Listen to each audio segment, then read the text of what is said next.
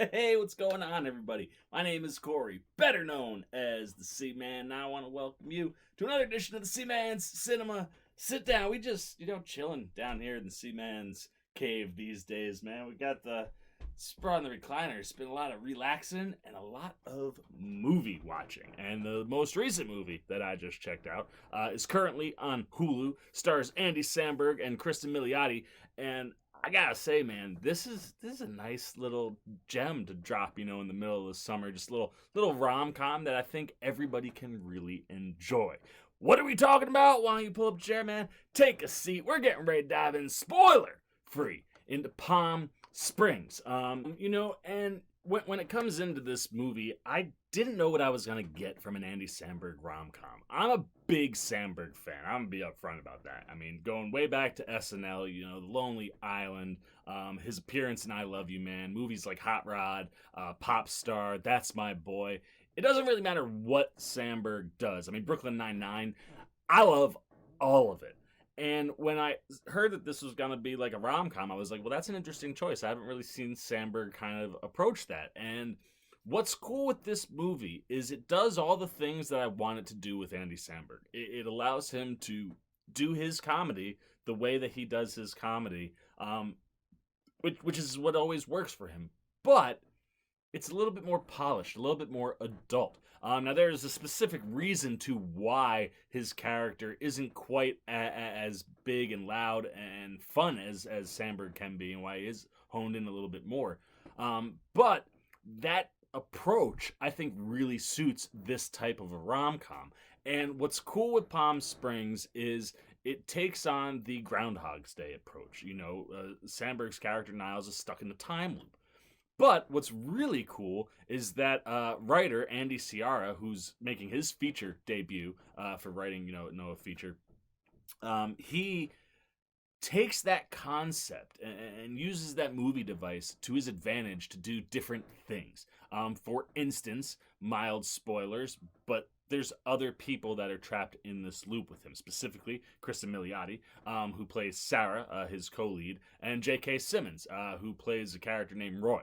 And having three people stuck in the loop, and the fact that the way you get brought into the loop is different, so not everybody's been in the loop the same amount of time. It just adds all these really interesting elements to that type of a story, and the rom-com stuff is crushed. And I think a lot of that has to do with your two leads. Samberg is, like I said, phenomenal in this. He gets to do the things that you're used to seeing him do, but his on-screen chemistry with Cristin Milioti is phenomenal, man. You really start to root for them, and you really just are interested by their relationship and the way they approach each other, how that relationship starts and how that relationship ends. And Cristin Milioti is somebody I haven't really seen too much of. She's popped up in things that I've seen. I'm like, if I go back, I'll be like, oh, look, there she is. But this is really my first go at seeing something that she's done in a full-length feature standpoint as a lead, and she's awesome. I really liked her approach to her character. What's really interesting with both characters, and even Roy, J.K. Simmons' character, there's a lot of layers to them, man. A lot of different things going on. And the way Ciara slowly peels back all those layers and lets you see what the whole story is wonderful. And Milioti, much like Samberg, just adapts to that type of story and to playing into those types of bits where she can be laugh out loud funny. She can break your heart. She can get into that serious spot where it's like, hey, check, this do or die time. This is what we got to do.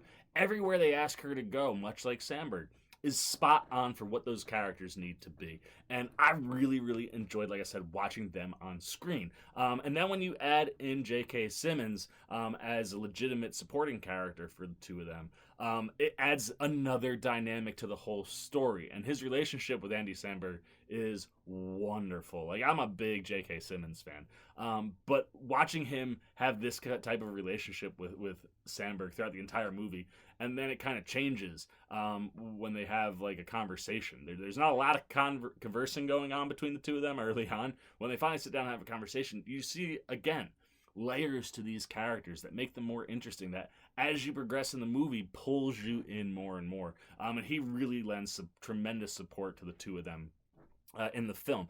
And there's, a pretty big cast. Everybody else is fairly small. I mean, you have people like Camila Mendes, shout out Riverdale. She plays Sarah's sister, Tala, who is getting married. That's what they're there for. It's a big wedding, and that's the day that we're stuck on. And Tala is getting married to Tyler Hoechlin, who plays Abe. You got Peter Gallagher, who plays her father. Meredith Hagner, her best friend. Jacqueline Oberdors is her mother, I believe. And Chris Pang is obviously a friend, I believe, of the groom, but of both of them, he kind of does like the ceremony and stuff. And they all have little small parts, but all of those parts kind of fit in like puzzle pieces as you go that continue to elevate the material. And that's where you see you have a really good script on your hand. And I was really, really impressed with what Sierra had to do. I was also really, really impressed with director Max Barbakow, who is also making his feature film debut. Got a lot of feature film debuts coming out this month, and they've been really, really solid. And what Barbakow does here is great. I mean, he takes the material and he adapts it in a way that is visually pleasing. I really enjoyed the way he shot the movie. The filters that he uses, whether it's at night or daytime. Daytime, it's really kind of washed out sometimes. Really harping on like the sun, which plays into the pool, and different things that they do.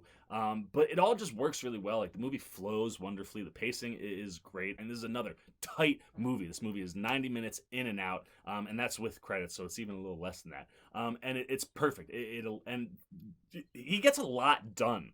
Like him and Ciara really get a lot done as far as what goes on in the story.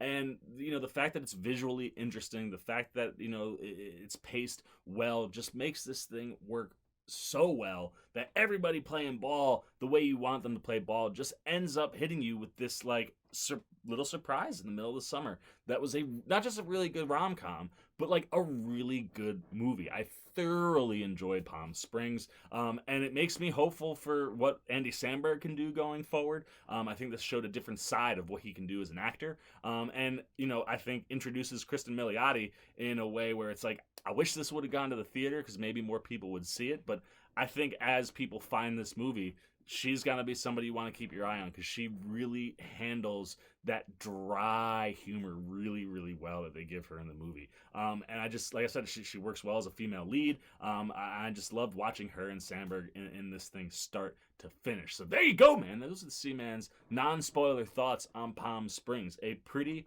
funny, interesting rom-com. Like that I guess that's the other thing, man, is like it's an interesting movie. It does the things that a rom-com should do. It does the things that are gonna make you laugh. It's gonna give you those serious heartfelt moments. It's gonna pull on your heartstrings, but then it does some interesting sci-fi stuff, revolving in and around the time loop and how you get out of that. So like I said, this is just a surprise start to finish. And if you haven't checked out Palm Springs, I thoroughly recommend it. So there you go, man. Those are all the C-Man's non-spoiler thoughts for real this time. Now I know what you're thinking. If you had a chance to check out Andy Samberg's Palm Springs, what are you thinking, man? Did you like it? Did it work for you as a rom-com? Did you think it was an interesting take on the idea of a Groundhog's Day type movie? Did you like how Samberg approached it? What'd you think of Cristin Milioti? What was and wasn't working for you? If you haven't seen the movie, has the C-Man enticed you to want to check out Palm Springs? I hope so. Like I said, it's totally worth a watch, man. Especially if it's a date night. You want to just throw on a good movie that both you and your significant other can enjoy. Perfect for that, same for just like a night on the couch by yourself, or in a recliner by yourself. The movie just works really well. So I hope I have enticed you. I hope you'll give it a try. And if you do, make sure you come back and let me know what you thought. As always, if you enjoyed this video, please give me a thumbs up. And if you're new and you want to show the C-Man a little love, jump over there, man. Hit that subscribe button. Join the Cinema Sit-Down Squad. Hit that bell if you want those alerts. And until next time, for the C-Man's Cinema Sit-Down, I, of course, am the C-Man. I am signing off. Peace! Well, you guys are still here. You must be looking for some more content. Well, don't worry. C-Man's got you covered, man. You got videos like this guy and this guy. And if you haven't yet, and you want to come check out all the C-Man goodies, join the Cinema Sit-Down Squad, man. Hit that subscribe button. And don't forget to hit the little bell down below that, too, so you can get alerts every time I make new videos.